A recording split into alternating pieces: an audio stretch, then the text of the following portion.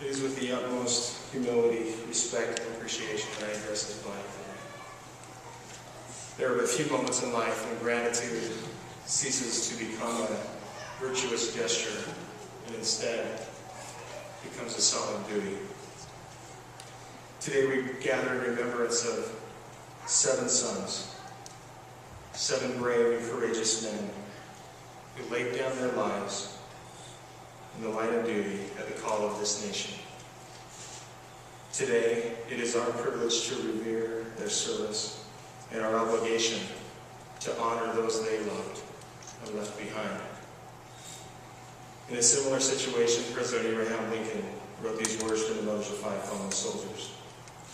He said, "I pray that our Heavenly Father may assuage the anguish of your bereavement and leave you only the cherished memory of the loved and lost and the solemn pride that must be yours to have laid so costly a sacrifice on the altar of freedom." In words less eloquent than those than President Lincoln, I too wish to pay special tribute to the mothers of Utah's own fallen.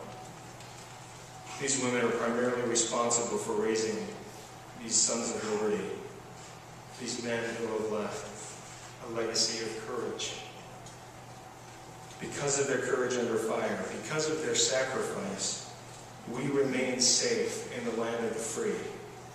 We become the home of the brave. Freedom is a precious gift bestowed upon us at enormous cost. Utah 7, our 7, are amongst the thousands who have unselfishly sacrificed their own liberty to protect ours. We must never forget that our ability to pursue happiness is a direct result of the blood they shed. Many of them, as I've gotten to know their stories, rushed into danger, knowing full well the risk. Each of these has added his own testimony to the generations of men and women whose sacrifice we remember each time we hold our hands to our hearts, that freedom isn't free. For most of these men, life had just hardly begun. Yet when the moment of decision came, these men hoped that the sacrifice they were about to make would make a difference. Yet more than that, that their final sacrifice would keep others from having to do the same. Such selfless love must never be taken for granted. It must never become a faded memory.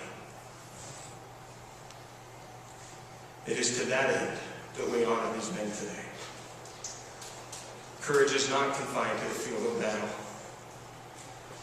As you see these families stand before you today, you recognize that it is found in every home that has sent a son, a daughter, a father, or a brother off to war. It is in the heart of every patriot who has served this nation. It is ever present in the names etched on the walls and memorials in small towns, big cities, and in the memories of those who remain. To the men and women, and especially the children, here today, who have had to sacrifice a father, brother,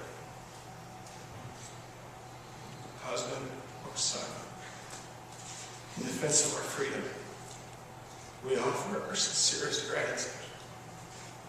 Today, they are not only your sons, they are our sons too.